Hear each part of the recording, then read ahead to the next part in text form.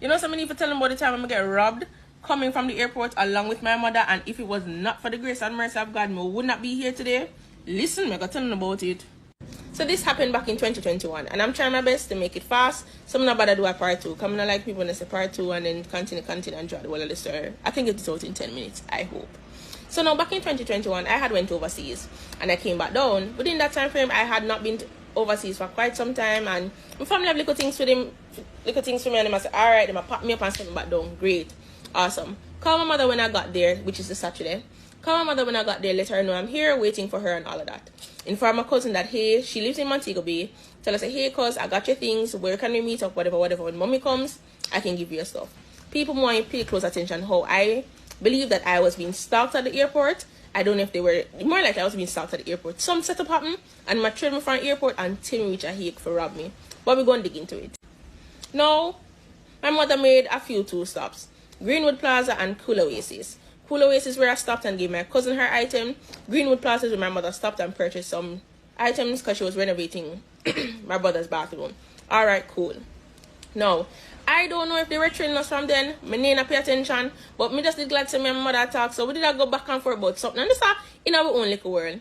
People, all I know is that one black tinted vaccine. Looking at my mother black vaccine. And I this the drama start. Yes, I mean, no one gonna say, so when people looking on the vehicle for driver, people we need to concentrate on that. We're just glad for the mere fact I'm back home safely and me and I just attack. My mother came out of the bus now to see the damage of the vehicle. Mind you, this is where God opened the door so that I could escape. My mother accidentally opened the bonnet of the vehicle, which is the front part that has like the engine and all of them something. Opened that part accidentally. Now, she went around to the trunk to see what damage was done, and the boys allegedly came out of the vehicle pretending as if they might check to see if the bus alright. When they know say, I'll hold them and hold you up. Now, I came out of my passenger seat. So my mom is in the driver's seat. I'm the passenger seat. She gone about her business. You say, no, I'm going to lock back your bonnet for mommy so we can drive off and go about her business since the damage is not that severe. People, I only see my mother run. When trouble take your pitney shot with you, my mother run left me to the dogs. But God was so good where I was around at the bonnet, and when I looked, all I heard was look. And when we look, people is a Glock me a look on. Mind you, this a man that done circle bus already, you know, so you know who in the vehicle. So you take out the Glock specifically for me and for my mother. The man was spend at the back of my mother next say, this is a stick up, and she just run off. Her being panicked, I understand she never have time to alert me. God just allowed to escape me out of the entire drama of it. And there and behold, me tell people, me run at the middle of the road up a Hague. Me run towards the car. Them cars that serve me and me I fan them out. Them not pay me no man, me I fan them down, they not pay me no man, me I try to create as much excitement for me, they know so we just get robbed. I mean need a little assistant, because I can't believe this really are going. People, in that vehicle there's a getaway driver. There are 2 men with Glocks. So we know say yo, if we did put up any resistance, I dead we dead. No, we finally got through to somebody. They decided to take us to the Falmouth police station. And I just know me call my father, make him know what he came and meet us. He was a little bit shaken up, of course, because my mother and I, our lives could have been lost. You know what the policeman them said to me? They don't understand how we are alive, because see, recent robberies happened and people dead. So they don't understand how we come out without no scratch, no none, and all they gone is with the vehicle. You know one know say the same Saturday when I got robbed, the disrespect. The same Saturday that I got robbed, the Sunday the police officers called my mother and told her that her bus was parked on a specific lane. Now this lane, let me tell you how the enemy insisted him did I go earth way. If we had gone on that lane, that's where my cousin lives. If we had went on that lane, me I tell you no, we wouldn't be living here today, because on both sides is straight bush that I can distinctively remember. They know what they're doing and they know the community more than we do. So they've been hit we, then they shoot we, kill we and take our bus, and then tell we if we go in the back and gone with we.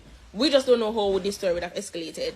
And all I did was had to give thanks to God afterwards. If I must be truthful, I was really angry with God. I had a lot of questions. I said, God, me dip on 3-day fasting. Before I go up, I do everything righteous. Oh, if me this happened to me, do this and at this time reach me. I really had a lot of questions for God. But at the time, my husband, who was just my friend, he spoke into my life and let me know that, listen, the Lord is going to restore you more than you have ever imagined. And guys, the restoration, the stripping and the everything changed. But me know that if it was not for the grace and the favor of the Almighty God, I would not have been there today. Because if the police are going to tell me say they have recent robberies and the people them dead and they find their vehicle, they know how much less what make we different than them, and we don't know where we there. People, so I have to give my testimony. Though it's a long one, but at the end of the day, it's the reason, I believe it's another reason why I'm alive and well today, because I was supposed to be dead. It's not the first I've heard it, but I know I was supposed to be dead, and God really came through for me and my mother. Within that season, I saw a season where I was being stripped of things in which I did not know that the Lord just said, you need to start over. So I got stripped, broken, I termed it as broken and made whole. So now, in the entire process of it, now that I was in a better mental space, I began thanking God for the entirety of it. Because probably how I would have been now would have taken a longer time. And now how God do it, just clear it up. So it wasn't a season that I liked. It wasn't a tribulation that I loved. But at the end of the day, he knew what he was doing, and he saw that the enemy was ensuring that I was going to be hurt one way or another. But God allowed it where he took my mother out of it for time for her to run, time for me to run, create alarm, and we got back our vehicle. We didn't get back our belongings, but that's fine. That's material stuff. But our lives were spared. So I am just sharing with you that, listen, when you rock with God, no matter what the enemy try to do, it will never, never, never prevail. The weapons are going to be formed, but they will never prosper. And that's my 2 cents for today. Bye.